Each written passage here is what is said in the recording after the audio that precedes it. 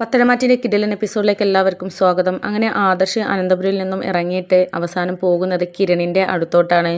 ഇനി ഇതിലൊരു പരിഹാരം കണ്ടിട്ടേ ഇതിൻ്റെ പിന്നിൽ ആരാണ് പ്രവർത്തിച്ചത് എന്ന് അറിഞ്ഞിട്ടേ ഞാൻ ഇനി തിരികെ വരികയുള്ളൂ. അല്ലാതെ മുത്തശ്ശനും എന്നെ മനസ്സിലാക്കാതെ ഇനി ഞാൻ ഒരിക്കലും ഈ വീട്ടിലേക്ക് തിരിച്ചു വരില്ല എന്നുള്ള ആ ഒരു ഇത് പറഞ്ഞുകൊണ്ടാണ് ആദർശ് അവിടെ നിന്നും പടിയിറങ്ങുന്നത്.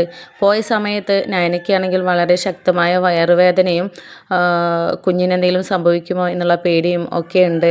ദേവയാനിയാണെങ്കിലും മുത്തശ്ശനോട് പറയുന്നുണ്ടായിരുന്നു, മോൾ ഈ സമയത്ത് സമാധാനത്തോടെ നിൽക്കേണ്ടതാണ്. ഈ സമയത്ത് അവൾ സങ്കടപ്പെട്ടാൽ അത് കുഞ്ഞിനെ കാര്യമായിട്ട് തന്നെ ബാധിക്കുമെന്നൊക്കെ മുത്തശ്ശനോട് പറയുന്നുമുണ്ട്.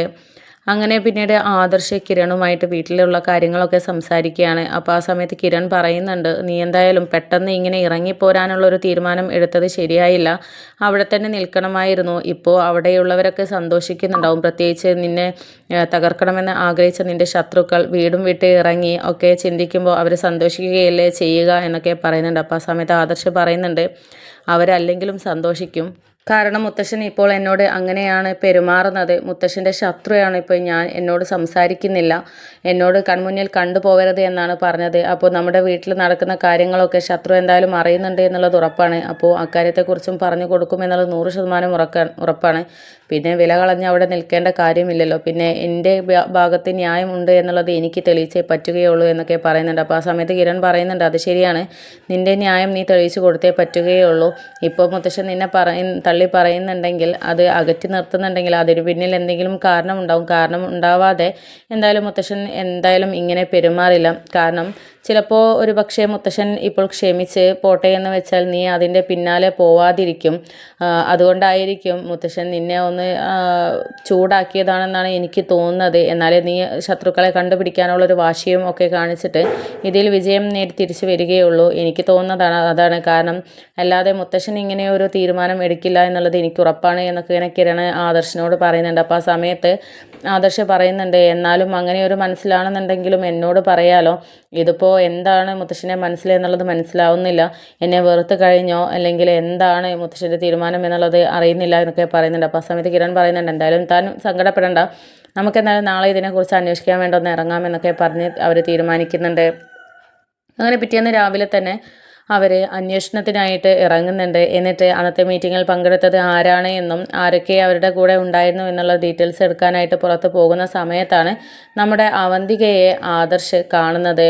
അങ്ങനെ ആദർശ് പറയുന്നുണ്ട്, ഇത് അവന്തികയാണല്ലോ, ഇവൾക്കിവിടെ കൂട്ടുകാരോ ഒന്നുമില്ലല്ലോ, പരിചയത്തിലുള്ള ആരുമില്ല, ആകെ 1-2 പേരേ ഉള്ളൂ, അവരാണെങ്കിൽ വല്ലപ്പോഴും വരുന്നവരാണ്, അങ്ങനെ പുറത്ത് തിരിഞ്ഞ് നടക്കുന്നവരൊന്നുമല്ല എന്നൊക്കെ പറയുന്നുണ്ട്. അപ്പോൾ ആ സമയത്ത് കിരൺ പറയുന്നുണ്ട്, നീ എന്തായാലും അവളെ പാടെ അങ്ങ് വിശ്വസിക്കേണ്ട, നീ സ്വന്തം നിഴലിനെ പോലും വിശ്വസിക്കരുത് എന്നാണല്ലോ പറയാറുള്ളത്, അതുകൊണ്ട് തന്നെ അവളെ അങ്ങ് വിശ്വസിക്കേണ്ട എന്നൊക്കെ ഇങ്ങനെ പറയുന്ന സമയത്താണ് അവന്തിക ഒരാളുമായിട്ട് നേരെ ചെന്ന് സംസാരിക്കുന്ന കാഴ്ച ആദർശ് കാണുന്നത്.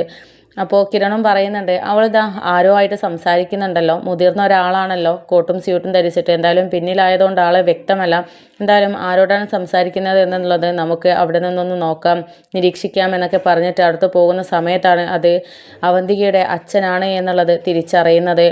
അങ്ങനെ നമ്മുടെ കിരൺ പറയുന്നുണ്ട്, കണ്ടോ ഞാൻ പറഞ്ഞത് ശരിയായില്ലേ, അവളുടെ അച്ഛനെ വരെ വരുത്തിയിട്ട് അവരെന്തോ പ്ലാനിങ് ആണ്. കാരണം നല്ല ഉദ്ദേശത്തോടു കൂടെ അവളുടെ അച്ഛൻ എന്തായാലും ഇങ്ങോട്ട് വരില്ല എന്നുള്ളത് ഉറപ്പാണ്. കാരണം നീ അവരുടെ കഥകൾ നീ പറഞ്ഞത് കേട്ടത് വെച്ച് നോക്കുമ്പോൾ എന്തായാലും അവർ പതുങ്ങി നിന്നിട്ട് നിങ്ങളെ ആക്രമിക്കാൻ നോക്കുന്ന ടൈപ്പാണ്. അതുകൊണ്ട് നീ ഉറപ്പിച്ചോ, ഇവർക്ക് എന്തൊക്കെയോ ഇതിൽ പങ്കുണ്ട്.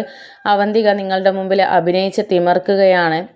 നയനയ്ക്ക് പോലും അത് മനസ്സിലാക്കാൻ കഴിഞ്ഞില്ല. നയന എല്ലാതും മനസ്സിലാക്കുന്നതാണല്ലോ. എന്തായാലും നീ ഉറപ്പിച്ചോ, ഇവൾ തന്നെയാണ് ശത്രു. പിന്നെ അഭിയും ജലജേൻ്റെയും ഒക്കെ അഭിനയിക്കുകയായിരിക്കും, അവരൊക്കെ ഒന്നിച്ച് നിന്ന് കളിക്കുകയായിരിക്കും. കൂട്ടത്തിൽ ഇപ്പോൾ AN ജ്വല്ലറീൻ്റെ മോഡലായിട്ട് നവ്യ ഉണ്ടല്ലോ. അപ്പോൾ ശത്രുക്കൾക്ക് ഒന്നും കൂടെ കടുപ്പം കൂടുമെന്നൊക്കെ പറയുമ്പോൾ ആദർശ് പറയുന്നുണ്ട്, എന്തായാലും AN ജ്വല്ലറിയുമായിട്ട് ഇവർക്ക് എങ്ങനെ ബന്ധം ഉണ്ടാവാനാ, അതെവിടെ കിടക്കുന്നു, ഇവരെവിടെ കിടക്കുന്നു. കാരണം ഇവിടുന്ന് പടിയിറങ്ങുന്ന സമയത്ത് വെറും പാപ്പരായിരുന്നു.